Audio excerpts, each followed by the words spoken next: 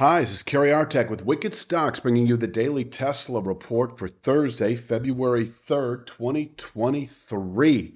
So before I jump into the charts, as usual, just want you to click like if you would each and every time you watch. Please subscribe to the Wicked Stocks YouTube channel and please share the content if you would with friends and colleagues.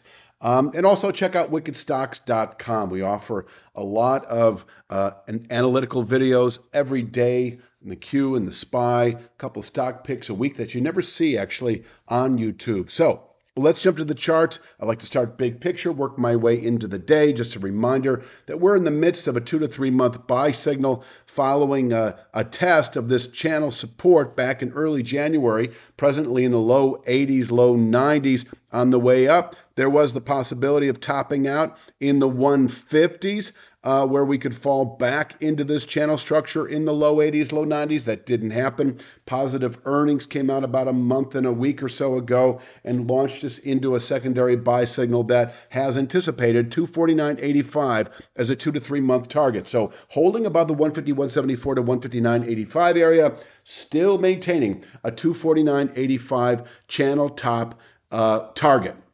That is 2 to 3 months, and we're a full month or so into it.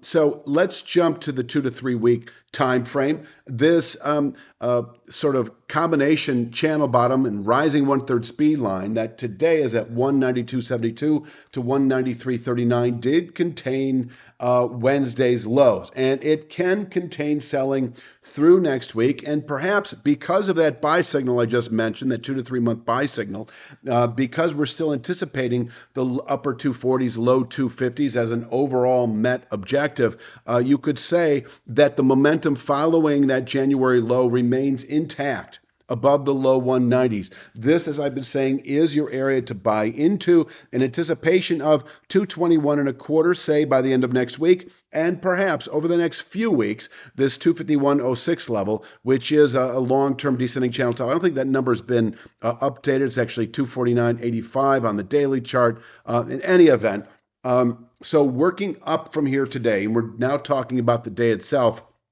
I do have 206.21. Every single minor point has been carefully chosen, and 206.21 is a new descending channel top over the last 4 trading days. 206.21 can contain session strength, but be careful. I think this is very well suited for aggressive day traders.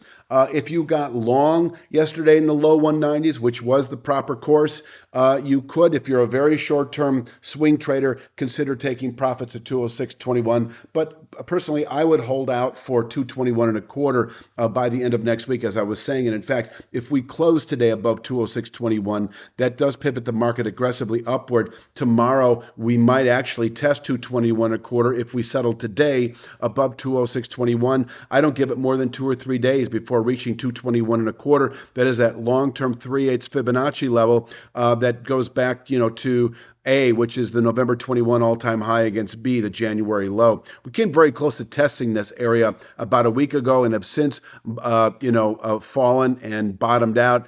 And this is really, let me see here. That's not it. This is it. Yeah. And so, in terms of the 1 to 2 week time frame, you could say there's a bit of a battle now taking place between the low 190 support and this 221.25 Fibonacci level. We could trade inside this zone all the way through next week. But as I say, if we close above 221.25, we enter another buy phase that should last just another couple of weeks into the upper 240s, where the market encounters significant overhead resistance, able to contain buying on a quarterly basis, possibly into later year. And if we were to settle above 249.85 or this channel top at the end of any week, that would mark a significant upside turning event for Tesla as we move into Q3, Q4. Back to this level. So, I mentioned how holding above 192.72 to 193.39 will keep this 206.21 in reach perhaps today. All these minor points have been carefully chosen, but I do think 206.21 is in reach today, and it can perhaps contain daily buying pressures. One of the reasons I've got it designated as a session containment level is just sort of to underscore its importance as a pivot point through the rest of the week and in early next. In other words, once again, if we were to close above 206.21, I think you should expect 221.25 within just 2 to 3 days.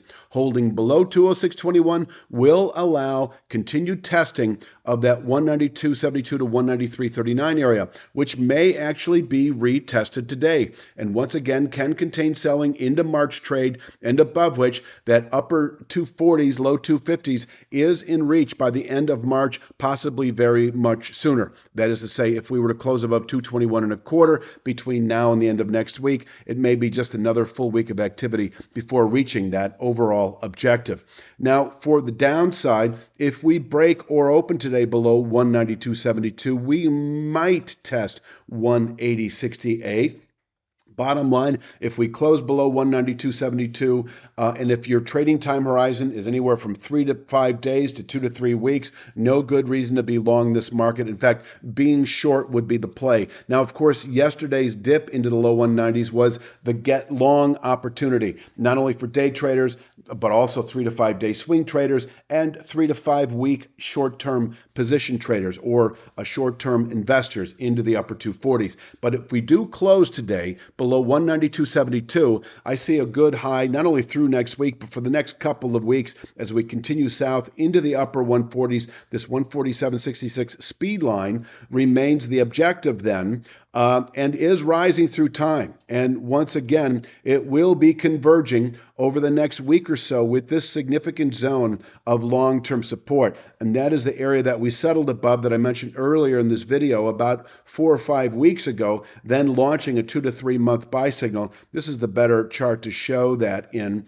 then launching a 2 to 3 month buy signal into the upper 240s. So this 150s, 150, 174 to 159.85 on the weekly chart, on the daily chart, that comes in at 152.03 to 160.43. And if we close today below 192.72, I think we're merely anticipating this band of long-term support again. By that point in time, this rising speed line will converge with all that. This area able to absorb selling through March, possibly the balance of Q2. And from here, we can turn back up again in a meaningful way on a multi-week basis.